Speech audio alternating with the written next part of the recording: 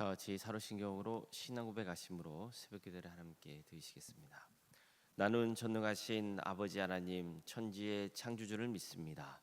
나는 그의 유일하신 아들 우리 주 예수 그리스도를 믿습니다.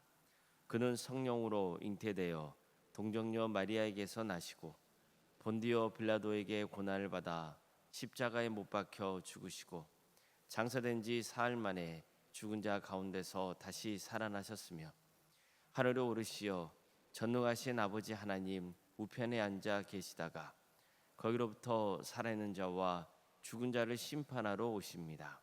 나는 성령을 믿으며 거룩한 공교회와 성도의 교제와 죄를 용서받는 것과 몸의 부활과 영생을 믿습니다. 아멘. 찬송가 588장 찬양하겠습니다. 찬송가 588장입니다.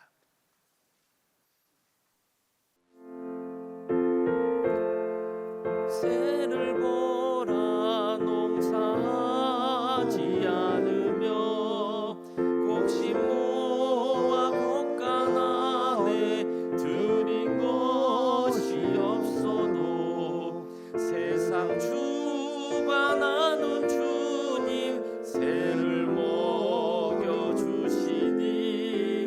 너희 먹을 것을 위해 근심할 것 무엇냐. 들의 백합화를 보라 길쌈수고 안에도 솔로몬의 입은 옷도 입고만 못하였네. 아궁 속에 던질 풀도 깊이 식거든 사랑하는 자녀들을 입히시지 않으냐. 너희들은 세상에서 무엇 먹고 마시며 무슨 옷을 입고 살까 염려하지 말아라. 이는 이방 사람들이 강구하는 것이요 너희 하늘 아버지는 너희 쓸 것 아신다. 너는 먼저 정의 나라 그의 의를 구하면 하나님이 모든 것을 너희에게 주시니. 내일 일을 위하여서 아무 염려 말지니 내일 염려하지 말라. 오늘 소생 좋다나. 하늘 말씀 함께 보겠습니다. 구약 성경 레위기 23장 15절에서 22절까지 말씀입니다. 레위기 23장 15절에서 22절 말씀입니다.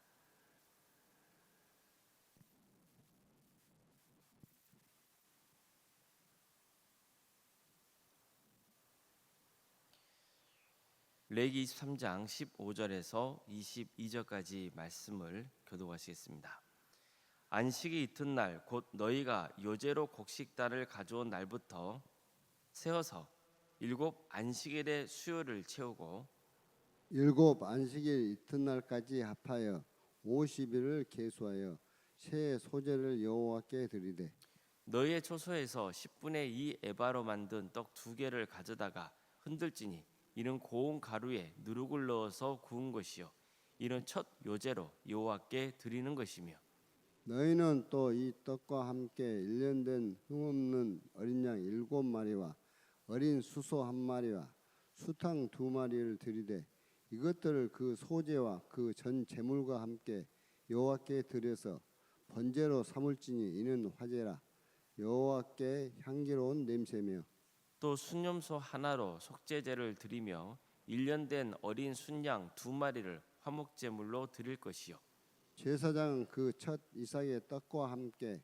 그 2마리 어린 양을 여호와 앞에 흔들어서 요제를 삼을 것이요 이것들을 여호와께 드리는 성물이니 제사장에 돌릴 것이며 이날에 너희는 너희 중에 성회를 공포하고 어떤 노동도 하지 말지니 이는 너희가 그 거주하는 각 처에서 대대로 지킬 영원한 규례니라. 너희 땅에 곡물을 벨 때 밭 모퉁이까지 다 베지 말며 떨어진 것을 줍지 말고 그것을 가난한 자와 거류민을 위하여 남겨두라. 나는 너희 하나님 여호와이니라. 아멘. 아멘. 오늘도 새벽기도회를 맞아 하나님의 은혜를 사모하는 모든 성도님들의 삶의 자리마다 또 하나님께서 신이 세우시고 다스리시는 도함교회 위에 하나님의 은혜와 평강이 더 충만하기를 주님의 이름으로 축원합니다. 오늘은 추석입니다. 우리는 레위기 23장을 말씀을 통해서 7가지 절기에 대해서 나누고 있는 중이죠. 이스라엘 백성들이 애굽에서 구원받은 날 기념하여 지키는 유월절과 무교절을 살펴봤고 또 어제는 곡식을 거둘 때에 곡식의 첫 이삭 한 단을 바치는 절기인 초실절에 대해서 나눴습니다. 초실절은 보리를 추수할 때 첫 수확물을 하나님께 바치는 절기라고 볼 수 있습니다. 오늘 살펴보려는 칠칠절은요, 밀을 추수할 때 첫 수확물을 하나님께 바치는 절기입니다. 초실절의 경우는 무교절에 포함시키는 사람들도 있습니다. 아직 덜 여문 이삭을 제물로 바쳐서 앞으로 곡식 수확이 풍성해지길 기원하는 무교절 절기라는 거죠. 하여간 초실절이건 칠칠절이건 핵심은 둘 다 수확한 첫 열매를 하나님께 바치는 겁니다. 즉 하나님께서 양식을 주신 것에 감사하고 또 앞으로도 하나님께서 은혜를 베풀어 주실 것을 기대하는 마음으로 지내는 절기입니다. 우리로 치면은 맥주 감사절이나 추수 감사절 이런 절기라고 볼 수 있죠. 자, 지금 우리는 레위기 말씀을 차례로 살펴보고 있는데 이렇게 추석 명절을 보내는 시기에 초실절과 칠칠절 말씀을 나눌 수 있어서 더 뜻깊은 것 같습니다. 어쨌든 추석도 우리 나라의 상황에서 본다 그러면은 한 해 동안 또 우리가 풍성한 어떤 수확을 거둔 것에 대해서 감사하는 날이기 때문입니다. 칠칠절은 초실절을 지낸 후에 50일이 지나서 지켜야 하는 절기였습니다. 그래서 7주가 7번 반복된 후에 지키는 절기라고 해서 칠칠절이라고 부르죠. 또 초실절 이후로 50일이 되었을 때 지키는 절기라서 오순절이라고 부르기도 합니다. 초실절이건 칠칠절이건 이 절기는 당시 이스라엘 백성들 상황에서는 가나안 땅에 들어간 후에야 지킬 수 있는 절기였습니다. 농사를 지어서 하나님께 곡식을 바쳐야 했기 때문이죠. 그렇다면 여기에는 아주 중요한 하나님의 뜻이 들어있는 겁니다. 나는 너희를 애굽 땅에서도 함께했다. 비록 고난과 고통의 시기를 겪어야 했지만 내가 함께했기 때문에 생육과 번성의 축복을 누릴 수 있었다. 또 애굽 땅에서 먹은 것은 애굽 왕이 너에게 준 게 아니고 내가 준 음식이다. 너희는 지금 애굽에서 나온 다음에 광야에 있지 않느냐? 여기서도 내가 너희를 위하여 매일 만나와 메추라기를 내려주고 있는 중이다. 이제 너희는 장차 가나안 땅에 들어가야 될 것이다. 거기서 농사를 짓고 수확하게 될 것이다. 그럼 이것도 누가 베푼 것일까? 가나안 백성들이 믿는 바알과 아세라 같은 우상이 준 걸까? 아니다. 나 여호와 하나님이 주는 것이다. 그러니 너희는 가나안 땅에 들어가서 보리를 추수하건 밀을 추수하건 반드시 처음 것을 내게 바쳐야 한다. 그렇게 함으로써 너희는 대대로 가나안 땅에서 살 수 있는 게 하나님 덕분인 것, 바로 내 덕분인 것을 고백하며 살아야 한다. 그게 너희에게 복된 길이다. 이걸 늘 명심해야 한다. 이 귀한 가르침을 대대로 전해주기 위해서 초실절과 칠칠절 같은 절기를 지키라고 위하셨던 겁니다. 애굽 땅에서건 광야에서건 또 장차 들어가야 될 가나안 땅에서건 늘 하나님께서 우리를 지켜주시고 필요한 것을 공급해 주신다는 그 믿음의 고백이 대를 이어서 계속해서 고백되어지기를 바라는 마음이 담겨 있다고 볼 수 있는 거죠. 우리도 인생을 살면서 이 점을 늘 마음에 새겨야 합니다. 하나님께서는 당신에게 첫 수확물을 바친 다음 나머지는 백성들 몫이 되게 하셨어요. 자, 그럼 가만히 한번 생각해 보십시오. 하나님께 바치는 곡식의 양이 더 많을까요? 아니면 백성이 취할 수 있는 곡식의 양이 더 많을까요? 어떤 게 더 많습니까? 쉽게 말해서 11절을 예를 들면 10분의 1을 하나님께 바치는 것과 우리 몫이 되는 10분의 9 어느 쪽이 더 큽니까? 하나님은 우리에게 더 많은 것을 베풀어 주시는 거예요. 하나님은 10분의 1을 받으시죠. 그리고 10분의 9는 너희가 잘 취하라는 거예요. 그 은혜를 늘 간직하고 감사하는 삶을 살 때 우리 삶이 더 풍성해질 수 있다고 말씀하고 있는 겁니다. 특히 초실절과 칠칠절은 인간이 탐욕을 부리지 못하게 하는 그 선을 분명하게 그어주고 있는 거예요. 레위기에서 계속 강조하고 있는 것은 거룩한 것과 속된 것, 정한 것과 부정한 것, 이것을 엄격하게 구별해야 한다는 겁니다. 이것은 우리를 억압하려는 게 아닙니다. 우리가 거룩하고 정한 것을 취하고 그것을 가까이 할 때 오히려 더 풍성하게 살 수 있음을 가르쳐주고 있는 겁니다. 흥미로운 점은 하나님께서 77절의 절기를 지킬 때는 누룩을 넣어서 구운 떡을 제물로 드리라고 한 겁니다. 7 안식일 이튿날까지 합하여 50일을 계수하여 새 소재를 여호와께 드리되 너희의 초소에서 10분의 2 에바로 만든 떡 2개를 가져다가 흔들지니 이는 고운 가루에 누룩을 넣어서 구운 것이요 이는 첫 요제로 여호와께 드리는 것이며 이처럼 누룩을 넣어서 구운 떡을 하나님께 요제로 바치라고 명합니다. 사실 누룩은요 죄를 상징하곤 합니다.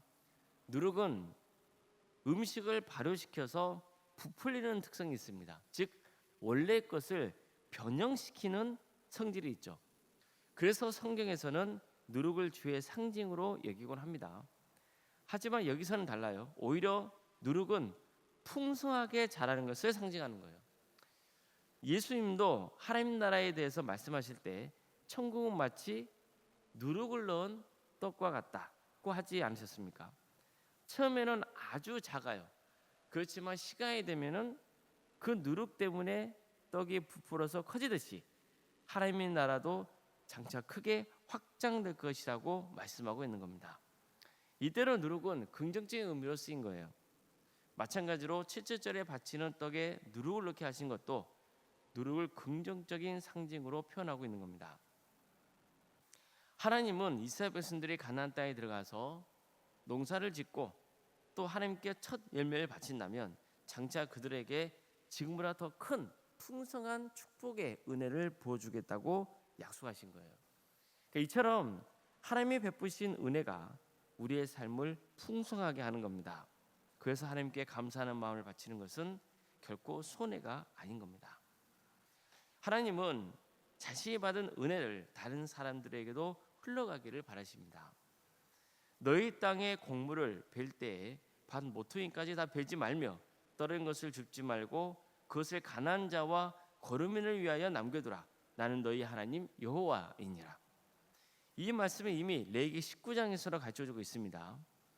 너희가 너희의 땅에서 곡식을 거둘 때 너희는 밭 모퉁이까지 다 거두지 말고 내 떨어진 이삭도 줍지 말며 내 포도원의 열매를 다 따지 말며 내 포도원에 떨어진 열매도 줍지 말고 가난한 사람과 거르민을 위하여 버리더라. 나는 너희 하나님 여호와이니라. 이처럼 하나님께서는 수확하는 자에게 가난한 자들을 배려해야 한다고 가르쳐주고 있습니다. 받은 은혜가 있다면 그 은혜를 나누라는 거예요. 그 대상은 누구입니까? 가난한 자들입니다. 물론 가난한 자들도 스스로 이삭을 주어야 됩니다. 즉 다른 사람의 도움에 일방적으로 의존해서는 안 됩니다. 이건 하나님 뜻이 아니에요. 우리는 늘 이 점을 지혜롭게 판단하고 살아가야 됩니다. 은혜가 있다면, 받은 은혜가 있다면 그 받은 은혜를 나눠야 돼요. 그러나 그 은혜를 나누는 대상은 주로 가난한 자들이어야 됩니다. 그리고 가난한 자도 어떻게 해야 되는 거예요? 받기만 하려 하지 말고 스스로 이삭을 주는 일에 참여를 해야 되는 거예요. 열심히 살아가야 돼요. 다른 사람의 도움에 일방적으로 의존하는 거, 그것은 하나님 뜻과는 다른 거예요. 우리는 늘 이런 점들을 염두에 두고 살아가야 되는 거예요. 아무쪼록 민족의 명절인 추석에 맞아서 가족과 유익한 시간을 보내시길 바랍니다.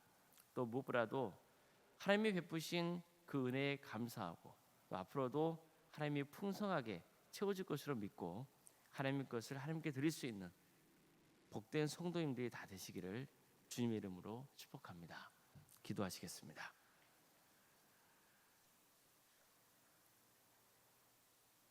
사랑의 하나님, 우리를 하나님의 자녀로 삼아주시고 구원의 길을 갈 수 있도록 인도해 주셔서 감사드립니다. 또 이 땅에 살아가면서도 우리에게 필요한 것들을 공급해 주시고 우리가 생명을 유지할 수 있도록, 또 하나님의 은혜 속에 살아갈 수 있도록 함께해 주셔서 감사드립니다. 우리가 받은 은혜가 있음을 늘 고백하며 하나님께 감사 영광을 돌려드릴 수 있는 복된 삶을 살아갈 수 있도록 도와주시옵소서.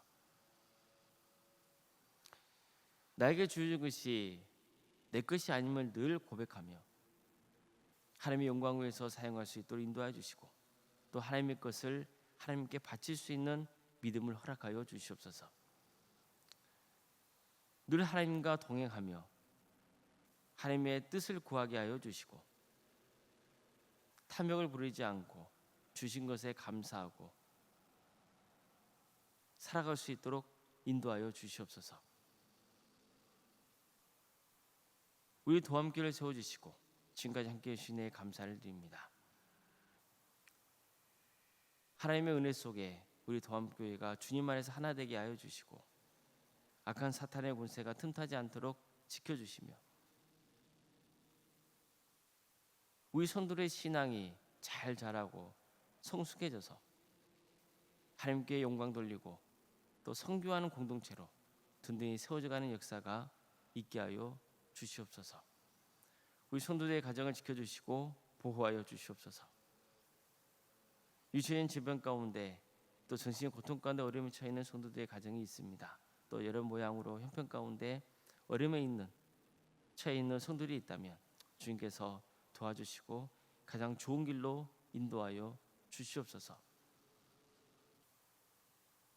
특별히 민족의 명절인 추석을 연휴 기간을 보내고 있습니다. 가족이 한자리에 모여서 지낼 때 다툼이 없도록 도와주시고 서로 유익한 시간이 될 수 있도록 인도하여 주시옵소서.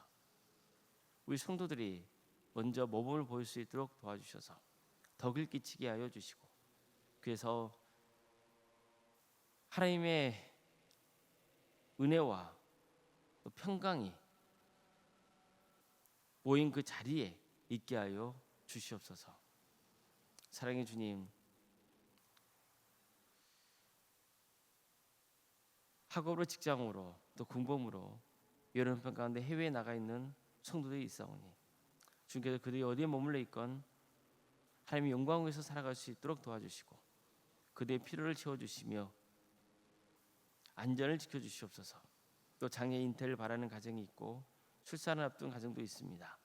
은혜의 출산을 잘 마칠 수 있도록 도와주시고 우리 동암교회가 생육과 본성의 축복이 차고 넘치는 역사가 있도록 인도하여 주시옵소서. 우리의 주어진 자녀손들 주님께서 함께하여 주셔서 모두가 구원의 은혜를 누릴 수 있도록 인도하여 주시고 주어진 은사와 달란트로 하나님의 영광을 위해서 살아갈 수 있도록 도와주시옵소서. 취업과 결혼을 위해서 또 수능 앞둔 자녀들이 있습니다. 그들의 삶의 길을 주께서 주관하여 주시고 함께하여 주시옵소서. 결혼을 앞둔 성도가 있사오니 주님께서 함께하여 주셔서 준비 잘 될 수 있도록 인도하여 주시고 믿음의 가정으로 든든히 세워져 갈 수 있도록 복의 복을 더하여 주시옵소서. 우리 성도의 사업장과 직장의 자를 늘 지켜주시고 보호하여 주시옵소서. 참 어려운 시기를 살아가고 있습니다. 주님 도와주시옵소서. 주님께 친히 주관하고 다스려 주시기를 소망합니다. 원로생과 사모님 성령 충만케 하여 주시고 평안의 축복을 보여주시며 믿음의 명가로 세워져 갈 수 있도록 도와주시고 섬기시는 교회 위에 하나님의 축복과 은혜가 차고 넘치게 하여 주시옵소서. 주님 이 나라 민족을 궁히 여겨 주시옵소서. 어려움 당하지 않도록 주께서 이 민족을 붙들어 주시고, 특별히 주께 세우신 교회들이 빛과 소금의 사명을 잘 감당할 수 있도록 함께하여 주시옵소서. 억압받고 있는 북한 동포들 하루속히 평화로운 통일의 길을 열어주시고, 그 땅에 많은 교회들이 세워져 수많은 영혼들이 주님께로 돌아오는 역사가 있도록 인도하여 주시옵소서. 하나님 나라를 선신하고 있는 목회자들과 선교사들을 늘 주님께서 붙들어 주셔서 그들이 바른 길을 갈 수 있도록 도와주시고, 그들의 헌신을 통하여서 많은 구원의 열매가 맺어지는 축복을 허락하여 주시옵소서. 오늘 하루의 삶을 주님께 온전히 의지합니다. 도와주시고 함께하여 주시옵소서. 모든 건 주님께 의지하오며 살아계신 예수님의 이름으로 기도드리옵나이다. 아멘. 하늘에 계신 우리 아버지, 아버지의 이름을 거룩하게 하시며 아버지의 나라가 오게 하시며 아버지의 뜻이 하늘에서와 같이 땅에서도 이루어지게 하소서. 오늘 우리에게 일용할 양식을 주시고 우리가 우리에게 잘못한 사람을 용서하여 준 것 같이 우리 죄를 용서하여 주시고 우리를 시험에 빠지지 않게 하시고 악에서 구하소서. 나라와 권능과 영광이 영원히 아버지의 것입니다.